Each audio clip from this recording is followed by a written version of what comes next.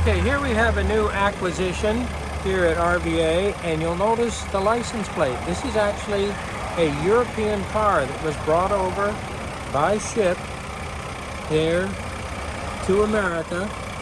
So the owner is actually wanting to sell it to us, so we're looking it over. It's an E350, 2014 model year. The engine's a little noisy, it's leaking a little oil, seems to drive nice, everything seems to basically work. Okay, now this is the 60-degree V6. So here, when we look at this engine, I think if I remember correctly here, this is the 274,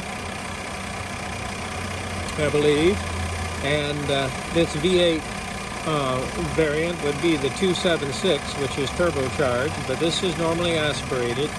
60-degree V6, no ballast shaft. This is direct injection, high pressure direct injection. We're injecting the fuel directly into the cylinder. Here we see this is actually the air cleaner element, and in an earlier video we talked about removing the intake manifold and the air cleaner. It's a little bit involved to remove it, but it comes right off and then gives you access to the 6 spark plugs and the 6 injectors. It really wasn't that bad replacing an injector. So here we see the coolant reservoir. This is an auxiliary coolant pump.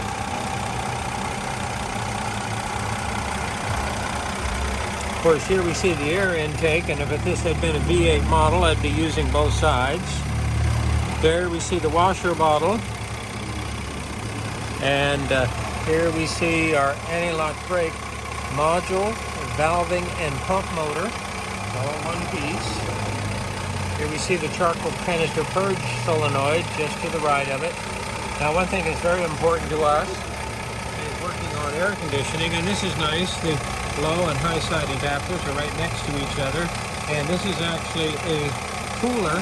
What's happening is the high side line, the high pressure, high temperature liquid coming from the condenser is further subcooled by the saturated mixture coming back from the evaporator. So it's going to help improve the efficiency of our air conditioning system. Here we see our fuse relay center, and we see our master cylinder, brake reservoir, and there's the vacuum brake booster. We do have a vacuum pump on this engine. Okay, I think we get ready to move it. Okay, we're done. Alrighty, here we have a actually a European. This is actually a European vehicle. And what do I mean by European vehicle? This was actually sold in Europe and then imported here to the US by an individual. So you actually see the European plates on it. This is a 2014 Mercedes E350. It's a gasoline, direct injected, 60-degree V6. And this has the 7-speed, 7G-tronic automatic transmission.